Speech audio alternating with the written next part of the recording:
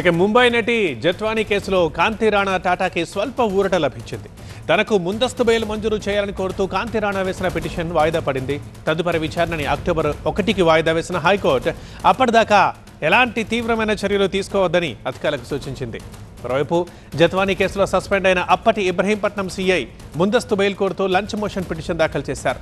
ఈ పిటిషన్ని కూడా తదుపరి విచారణని అక్టోబర్ 1కి వాయిదా వేసిన హైకోర్టు కౌంటర్ దాఖలు చేయాలని ఏజీని ఆదేశించింది. ఇక వైసీపీ నేత కుక్కల విద్యాసాగర్ కస్టడీ పిటిషన్పై రేపు విచారణ జరగనుంది. నటి జట్వానీ కేసులో రిమాండ్ ఖైదీగా ఉన్న విద్యాసాగర్ని 5 రోజుల కస్టడీ కోరుతూ పోలీసులు పిటిషన్ వేశారు. ఇక మరిన్ని అప్డేట్స్ మా ప్రతినిధి క్రాంతి అందిస్తారు. క్రాంతి,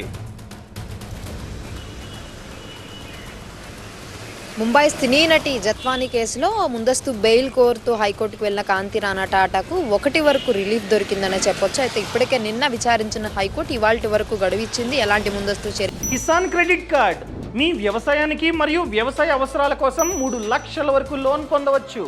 దీని గురించి తెలుసుకోవడానికి ఇప్పుడే ఫ్రీడమ్ యాప్ని డౌన్లోడ్ చేసుకోండి.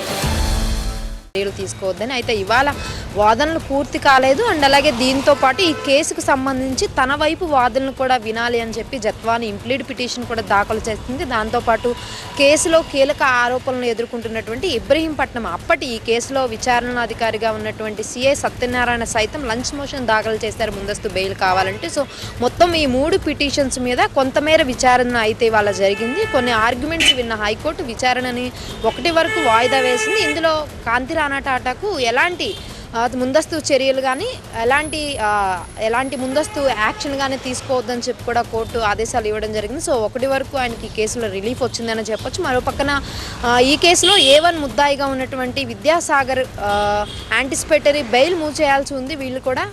అయితే దీనికి సంబంధించి మనం చూసుకుంటే కనుక ఈ కేసులో ఇతను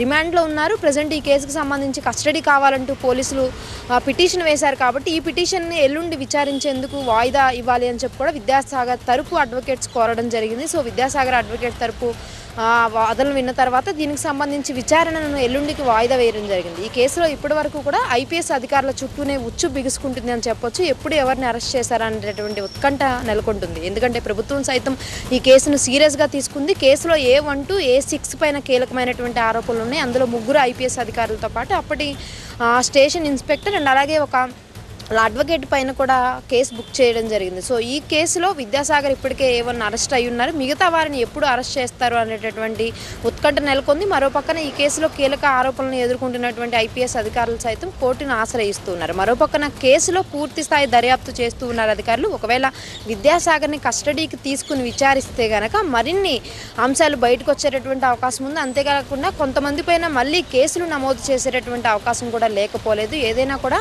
సినీ నటి కేసు విచారణలో ఇవాళ హైకోర్టులో వాదనలు వాడివేడిగా జరిగాయనే చెప్పాలి. ఎందుకంటే ఐపీఎస్ అధికారి తరపున వాదనలు వినిపిస్తూ న్యాయవాది ఈ కేసుకు సంబంధించి గతంలో మొత్తం చట్టం ప్రకారమే అరెస్టులు చేయడం జరిగింది.